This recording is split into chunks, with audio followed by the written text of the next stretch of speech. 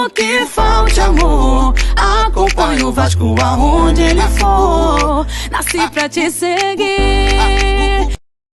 Salve, família vascaína! Seja bem-vindo aí a mais um vídeo no canal. Eu sou o Thiago, você está no canal Vasco em Família, no canal Cruz Maltino Sem Fronteira. Sejam muito bem-vindos. Se não forem inscritos, já dá aquela moral, aquele like pra gente estar chegando a mais vascaínos. E não esquece também de ativar o sininho de notificação para não perder os próximos vídeos. E tá sempre por aqui, dando aquela moral, deixando a sua opinião, seu comentário, pra gente estar trocando aquela ideia de vascaíno pra vascaíno. No vídeo de hoje eu vou trazer aqui o jornalista Jorge Nicola, que trouxe uma informação aí exclusiva, segundo ele, sobre a renovação com o Andrei Santos. E não é notícia boa não, hein, família vascaína? O que a 777 está pensando, hein? Vamos trazer também aqui o Edmundo, que ontem na live dele falou de alguns assuntos interessantes, resolvi trazer aqui. Eu quero a sua opinião, Egnaldo ou Raniel? O Edmundo opinou. Falou também aí sobre a movimentação do Vasco, a prioridade do Vasco, renovar com o Andrei, né? Falou como os próximos passos da 777, falou do Marlon. Vou trazer o Edmundo aqui, palavra de craque. Quero a sua opinião pra gente resenhar também de vascaíno pra vascaíno. Mas vamos começar aí com o assunto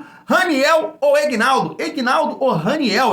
A torcida ali pediu o Egnaldo, né, no primeiro tempo. O Raniel ficou bolado, pediu desculpas depois, mas nada melhor de que a gente ouvir aí um atacante, um ídolo do Vasco que sabe fazer muito gol. Será que o Edmundo prefere quem? Egnaldo ou Raniel? Vamos lá. Então, no sábado, né, o jogo foi 11 horas da manhã, mais uma vez São Januário lotado, e a torcida começou a gritar: ah, é Egnaldo! Acho que talvez até pela sonoridade coube esse grito que a torcida fazia com o meu nome.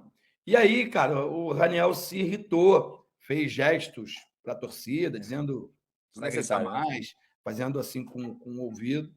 E aí não pegou bem, ele também se desculpou depois. Eu acho que, cara, que quando a bola chega, o Raniel está mais pronto do que o Egnaldo. Mas é questão de tempo. É jovem o menino, né? Ainda não tem a maturidade do Raniel, mas eu acho que ainda é cedo, é prematuro, para ele ser o titular. Eu acho que quando ele entra no segundo tempo, ele muda a cara do jogo, ele cria, né, um salseiro na defesa adversária, e acho que ainda é cedo para ele ser o titular com a cobrança que a torcida do Vasco tem com o camisa 9. E aí, família vascaína, concorda com o Edmundo? Ficaria também com o Raniel? E aí fica difícil, né? Quem sou eu para discordar aí do Edmundo, do próprio Emílio Faro, que na coletiva falou que o Raniel está sendo uma peça muito importante, mas eu queria só acrescentar uma coisinha rápida. Eu acho que se fosse para colocar o Egnaldo como titular, esse seria o momento. Até porque os jogadores que estão aí surgindo, né, como o Andrei, como o próprio Marlon, o Egnaldo também vem atuando bem no segundo tempo, então acho que o momento é muito propício para o Egnaldo ser titular do Vasco. E como o Emílio Faro falou em coletivo, esses jovens jogadores eles podem oscilar? Sim, podem oscilar, e o torcedor do Vasco tem que entender, porque são muito jovens, mas o momento eu acho que é pro Egnaldo. Vendo o momento do Andrei, do Marlon, o Egnaldo tá pegando confiança, tá vendo que o momento é para os jogadores da base, eu acho que ele deveria ser o titular do Vasco. E até pensando, pelo menos no meu ponto de vista de entendimento de futebol, você tem aí o Teixeira e o Nenê ali no meio campo construindo. Então, o ideal, na minha opinião, seria ter um atacante de mais mobilidade, de mais velocidade para aproveitar a qualidade de passe do Teixeira e do Nenê. Pelo menos é o meu ponto de vista. Acho que nessa formação que foi muito bem contra a Tombense, né, com o Nenê, Teixeira, o Marlon, acho que um atacante de mais mobilidade do que o Raniel seria o ideal para aproveitar a qualidade desses atletas. Então acho que o momento seria aí do Egnaldo ser o titular do Vasco. Vamos trocar essa ideia aí nos comentários. Na segunda parte aqui, né, o Edmundo estava ali trocando uma ideia com os inscritos, com os vascaínos e falou, né, do ano que vem, o que ele espera do ano que vem aí, o que a 77 tem que fazer a princípio. Falou também do Marlon Gomes, eu vou passar aqui, a gente vem deixando a nossa opinião contra a de vocês também. Se liga só. É uma coisa de cada vez, né, Gui? Primeiro tem que subir. Depois a manutenção dos principais jogadores, e aí eu estou falando do Andrei, porque ele termina o contrato na metade do ano que vem. O Juliano Bertolucci, que é o empresário dele, costuma criar dificuldades, e acho que a 77 Partners, né, tem que, o quanto antes possível, intervir, renovar o contrato dele para poder vendê-lo depois, de uma maneira grandiosa, como o Flamengo tem feito, né? Fez com o Vinícius Júnior, como o Santos fez com o Rodrigo, vender por um valor alto e para um time bom, né? Os principais jogadores do Vasco acabaram saindo barato para times secundários. Então, isso é ruim. Eu acho que a Marcele tem a preocupação, sim, mas acho que é uma coisa de cada vez. É gradativo. E já que foi concretizado a venda, tem ali um contrato que a gente não conhece, mas tem umas obrigações de investimento, de um cronograma de investimento que vai fazer com que esse time fique mais forte, né? Mais competitivo na temporada de 2023. Não dá para não pensar em subir. Isso é inadmissível, pelo amor de Deus. Principalmente pela festa lindíssima que o torcedor tem feito em São Januário, no Maracanã, ou aonde quer que seja que o Vasco entre em campo. Exato, parece que tá melhorando, tá engrenando aos poucos, né? Aliás, tem até quem que mandou aqui foi, acho que o Wallace que mandou, que o Marlon Gomes, né, se machucou, cara, parece que vai ficar fora um tempinho aí, né? Quase um mês também.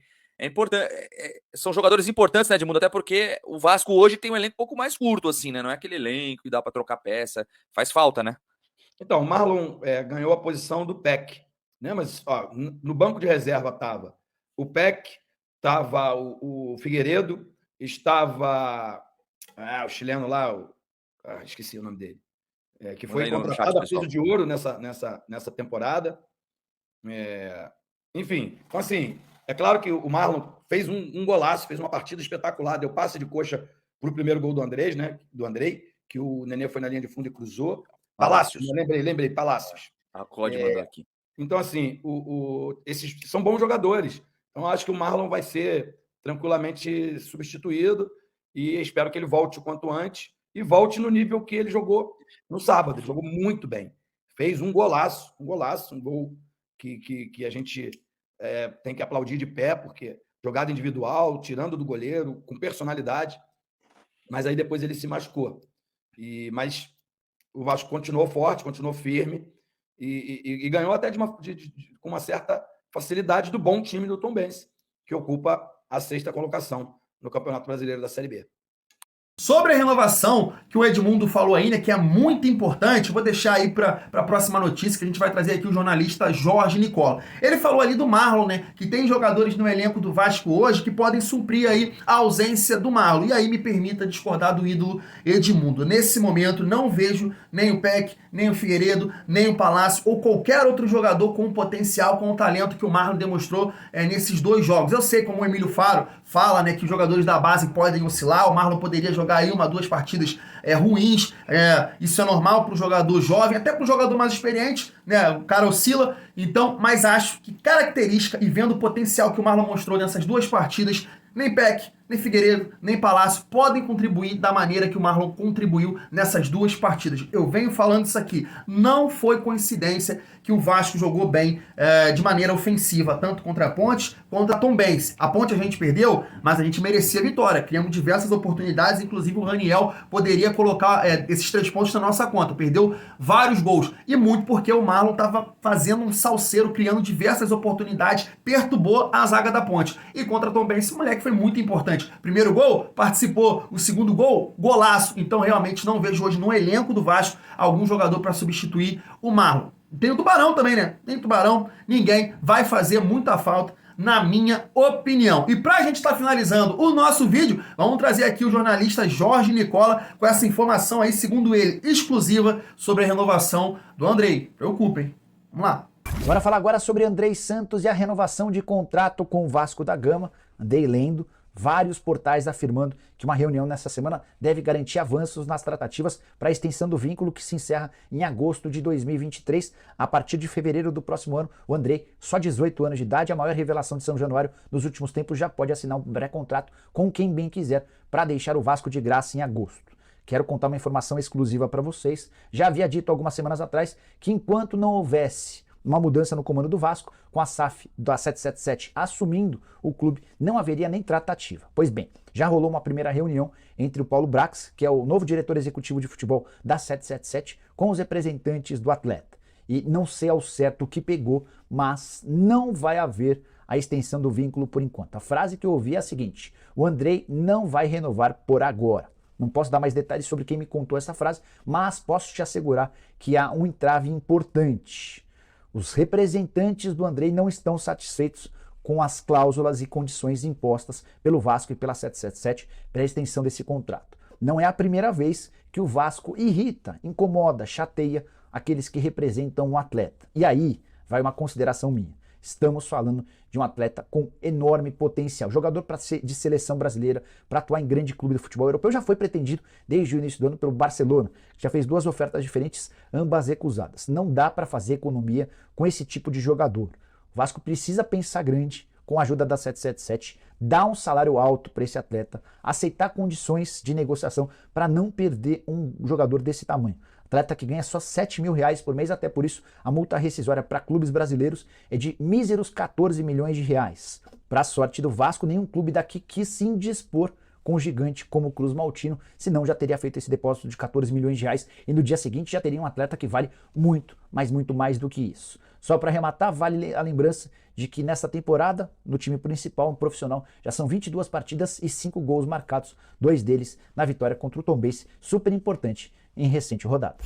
Família, complicado, hein? Mas o negócio é o seguinte, fica difícil a gente dar alguma opinião porque a gente não sabe o que os empresários estão pedindo nessa negociação ou o que a 777 está propondo. O fato é que a 777 vai ter que entender que o Andrei é uma grande joia, um grande potencial, como o Nicola falou, como o Edmundo falou, o próprio Juninho, né, Pedrinho, todos aí ex-jogadores, né, que comentam o Vasco, que falam de Vasco, fala do potencial do Andrei Santos. E mais, ele tem mercado. Se a 777 não quiser dar o que os empresários ou o que o jogador quer, ele vai para um grande clube, ele vai para uma grande vitrine. Então, realmente, nessa negociação, eu espero que a 777 entenda que ela está em desvantagem. E porque o Andrei Santos tem mercado, tanto aqui no futebol brasileiro quanto no futebol europeu. Então, que realmente essa negociação aí possa ser feita, conduzida da melhor maneira possível e que o Andrei Santos possa permanecer no Vasco por mais tempo possível, né? Se fazer aí um contrato longo, né, com uma boa multa rescisória para que, ficando mais tempo no Vasco, ele possa ajudar dentro de campo. E aí, com uma multa rescisória aí bem alta, poder ajudar o Vasco também financeiramente. Vamos aguardar aí cena desses próximos capítulos, mas o que eu espero é que aquele tão sonhado profissionalismo bata na nossa porta e não percam o Andrei aí, porque talvez seja uma das maiores joias aí dos últimos tempos do nosso Vascão. Melhor Vascaína, vou ficando por aqui, tamo junto e é muito bom ser Vasco.